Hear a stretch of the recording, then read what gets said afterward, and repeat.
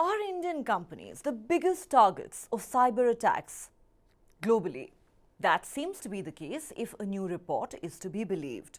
The Threat Intelligence Report 2023, released by Checkpoint, an American Israeli software company, has revealed a sharp increase in cyber attacks targeting organizations worldwide, with Indian institutions suffering a disproportionately high number of attacks. The report highlights an alarming rise in cyber threats and emphasizes the urgent need for enhanced cybersecurity measures. The second quarter of 2023 witnessed an 8% surge in global cyber attacks on a weekly basis.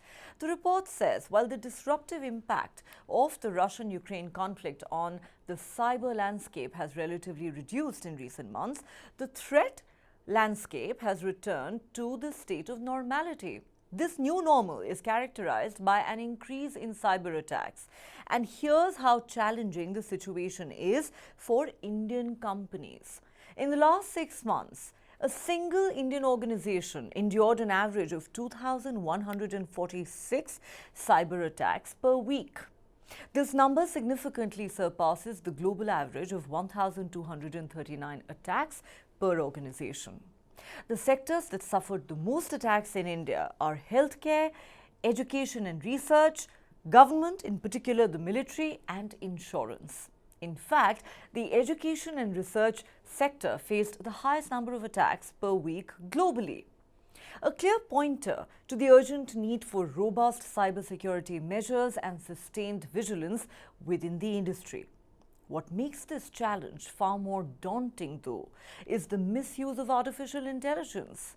Cybercriminals are exploiting the advancements in AI technology, particularly in generative AI chat platforms like ChatGPT. By leveraging these platforms, cybercriminals can expand the boundaries of their nefarious activities, posing an even greater threat to organizations. Sample this. In the second quarter of 2023, 1 of every 44 organizations globally experienced a ransomware attack. That's a 9% jump compared to the same period in 2022. The APAC and Europe regions witnessed a major year-on-year increase in ransomware attacks per organization, with a 29% and 21% rise respectively. On Global Lens tonight, we're asking, why are Indian companies the biggest targets for cyber criminals? What is it about Indian firms that makes them more vulnerable than others? Just how dangerous is this increasing trend, and what risks do companies face?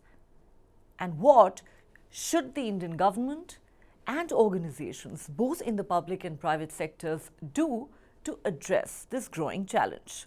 Jiten Jain, let me start with you. Now, perhaps to even term this report alarming would be an understatement. We are referring to the Threat Intelligence Report 2023 that's been released by by Checkpoint, an American-Israeli software company. I'm sure you're aware of the findings of this report. The question simply is, why do you think that cyber attacks globally have seen such a major spike in recent times? And why are Indian companies most vulnerable? Because that is what this report seems to clearly indicate. Look, Neha, just to put things in perspective, no doubt, Checkpoint is a very reputed company, and especially their, reports on threat intelligence and cyber attacks are, of highest repute. But when they talk about the attacks, I think sometimes these antivirus companies or threat intelligence companies mean that even somebody scanning your network to find a potential vulnerability or a potential you being a target of hack itself is counted as an attack. A normal scan of your IP address is also counted as an attack. So I think if you take that into consideration, then this number of 13,000 attacks and everything, is a little inflated. But anyways, coming to the major point, yes, it is true that Indian, startups, Indian companies, Indian government sector enterprises have been increasingly becoming a target of hostile cyber attacks. And this is primarily because of three reasons. One, as you rightly pointed out, in last 7 years, India has gone into a very rapid digitalization process of our economy. We have invested heavily in our digital public infrastructure. We have tried to, put all our public services, all our fintech services on digital platforms. And the way we have invested in the services under Digital India program, we have not been able to pay the same attention and focus to the cyber hygiene and cyber education. So A, that is one of the reasons that the speed at which we are digitalizing our completely infrastructure or digital infrastructure, we have not been able to protect it at the same pace. And second, you also have to see that we live in a hostile neighborhood. We are facing enormous challenge from China for cyber espionage. We are facing enormous challenge from Pakistan, both for cyber espionage as well as cyber sabotage. I think we have seen reports after reports of how Pakistan has been deploying ransomware attacks, malware attacks, and sometimes targeting our critical infrastructure in India, both for military gains and strategic objectives. And third, we also have to see that sometimes our sector is not much compliant with the standard operating procedures because we do not have a data protection law. We do not have a data personal privacy law. We are yet to see the Digital India Act or the Data Protection Act, which has yet to be passed by the Parliament. So a lack of a very stringent law, increasing attack surface because of the rapid scale of digitalization of our economic services and fintech sector. And third, living in a hostile neighborhood where both China, which is a dominant cyber superpower, facing threats from them because we are in a military conflict with them, and then a perpetual information war with Pakistan, where they have not only deployed cyber espionage or attacks as a state tool or as a as a tool of statecraft, they're also using information warfare to target India's political sector, create political rifts and religious divides in Indian society. They are using information warfare to target our, new unicorns. I mean, take for example, edtech sector. We have seen Unacademy and Beijus being targeted as companies which are going to become bankrupt, painting them into a poor financial picture. All this has happening from the Pakistan-sponsored troll. We have seen how China and Pakistan have been targeting our health sector. You see the COVID attacks, the COVID data, alleged leak, which we heard about, or the attack on AIMS, where allegedly a Chinese hacker asked for, I think $400 million or ransom or something.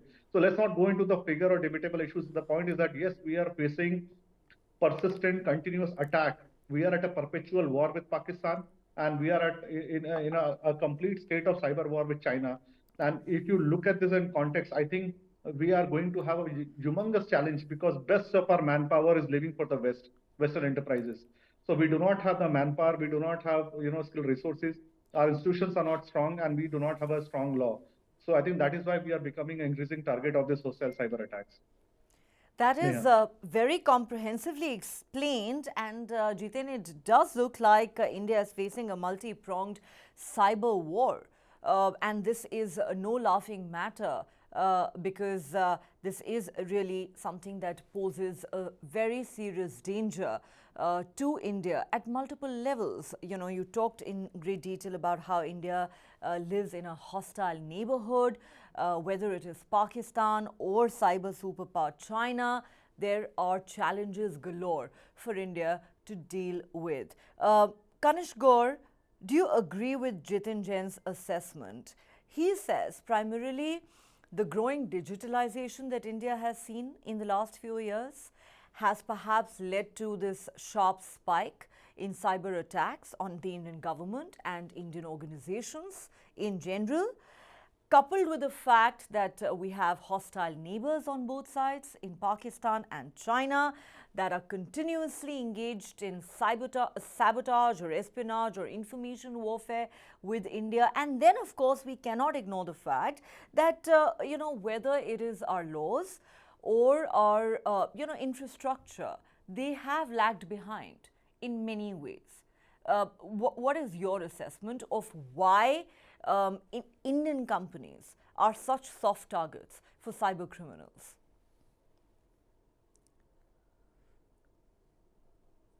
Yeah, thank you for inviting me and some excellent points raised by Jiten there.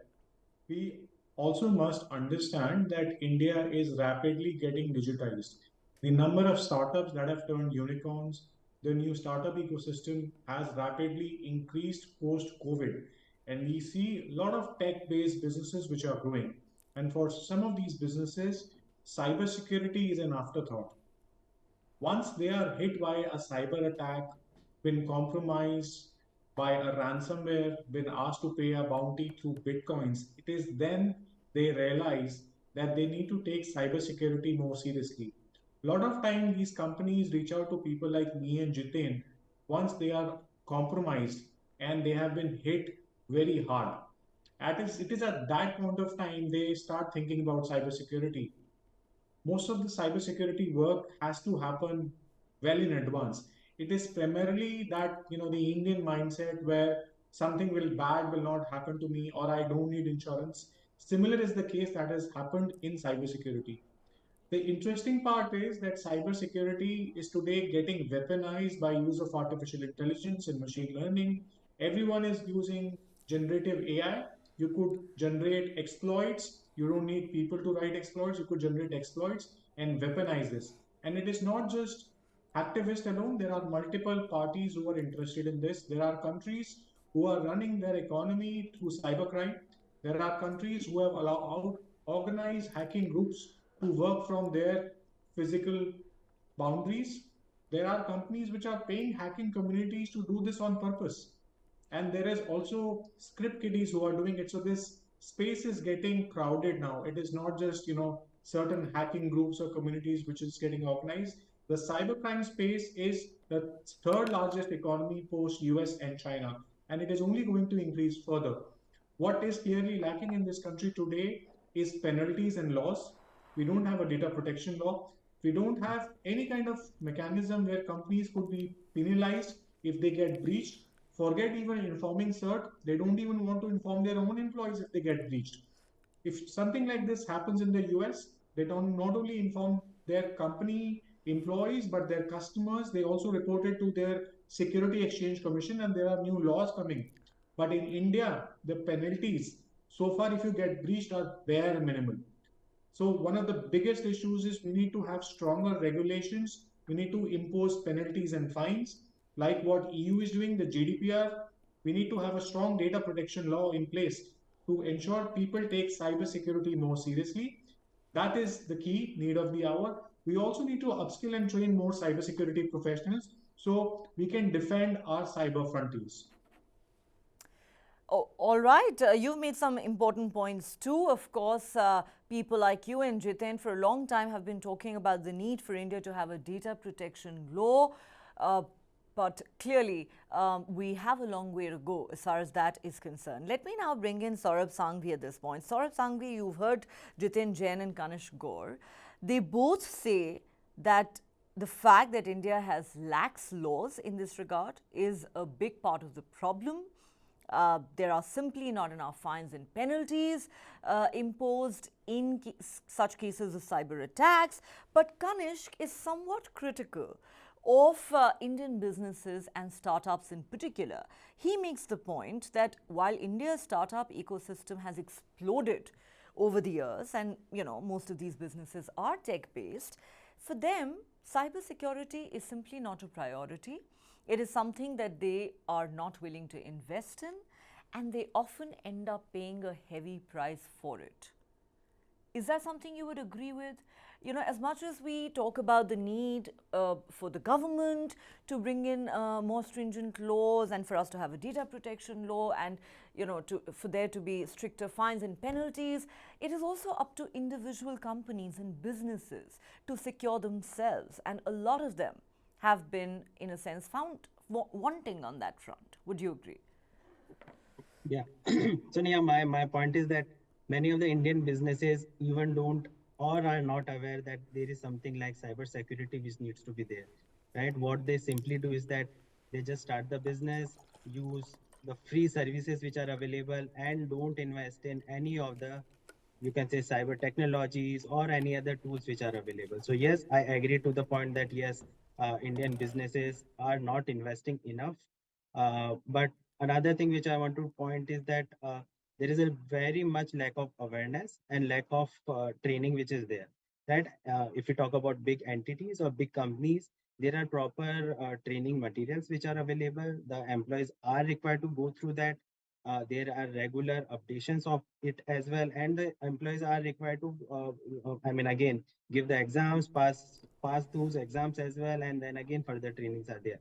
So that kind of thing is not there with the small, or you can say the medium entities which are coming up. Um again, I mean, the lack of training is something, lack of awareness is something which I will put at the number one place. And again, the intent to not to invest in cybersecurity is something which I will put the second. And one more thing, Neha, again, I mean, Jiten did mention that the number looks higher, but I believe that there are many cases where the reporting has not been done, that whether any kind of cyber attack has happened or not. I mean, these small businesses don't believe in reporting anything. If they are attacked, they are fine. They pay the ransomware and then get the things done, and then they don't even report to it as well. So I believe the numbers are much higher than what has been reported in the report. Wow, that is certainly worrying. You saying, as it is, India has reported more of these attacks than any other country in the world, but you're saying that perhaps the numbers have been underreported. This may only be the tip of the iceberg. Let me go back to Jitin Jain at this point. Jitin, while we are discussing how Indian companies seem to be more vulnerable than most others around the globe, fact of the matter is that the entire world is at much greater risk today as far as cyber attacks and cyber crimes are concerned. According to the same report, in the second quarter of 2023, 1 out of every 44 organizations globally experienced a ransomware attack. That's a 9% jump compared to the same period in 2022. And this report also says that the APAC and Europe regions actually witnessed major year-on-year increase in ransomware attacks per organization, an increase of 29% and 21% respectively. So obviously this is not a problem that is confined to India. Organizations and governments are facing this globally. The question really is whether it is for India or the world, what do you think really is the way ahead, one, and two, how dangerous is the weaponization of artificial intelligence, something that Kanishk referred to, and this report in fact also says, Jiten, that misuse of artificial intelligence by criminals has emerged as a major challenge. They're exploiting advancements in AI technology, particularly in generative AI chat platforms like ChatGPT. Are these platforms making us far more vulnerable? Yeah, of course, Kanish is right. Look, you don't need to be a hacker. I mean, forget hacker. You don't even need to be strictly today to launch a cyber attack or a hacking campaign. You can simply use a generative AI to make it write a special new malware for you. You can use ChatGPT to fudge a malware so that it goes undetected, and you can launch a phishing campaign or a malware attack. See, but that's not the point. The point is, I think sometimes we have to understand that these companies which publish such reports, they end up comparing apple to oranges. You can't compare Europe and US to India, A, because majority of the hosting service providers, majority of the cloud servers are hosted in US. Domain registrar are based in US and Europe. So they cooperate with law enforcement agencies. So it is a common, the understanding among hackers that don't target Europe or Western countries. You might get, caught by the law enforcement agencies.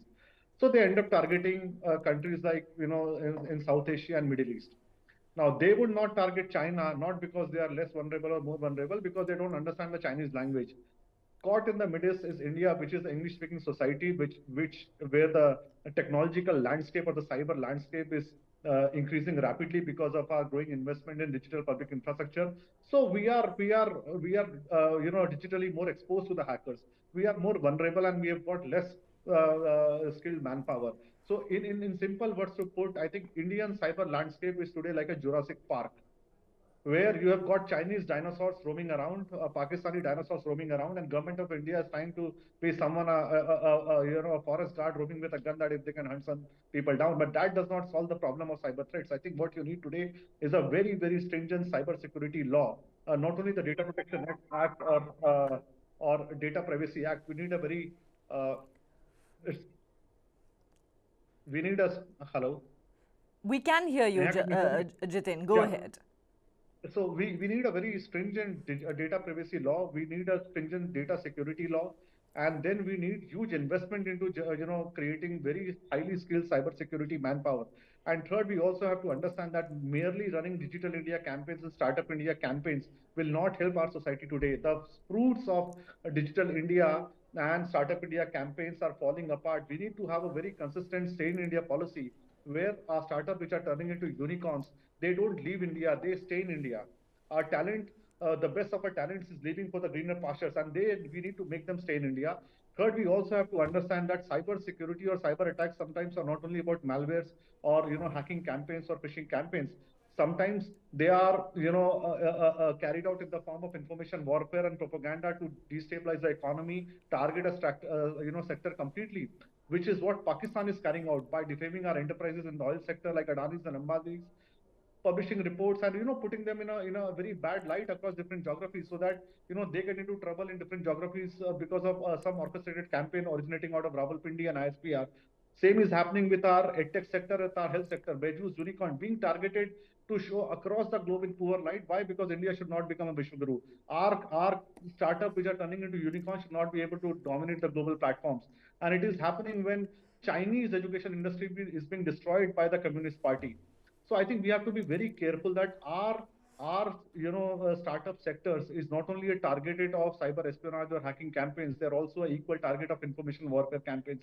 And government need a comprehensive law not only to detect and punish the orchestrators and perpetrators of these campaigns, but also some sort of mechanism to provide some sort of preventive security to these strategic sectors today.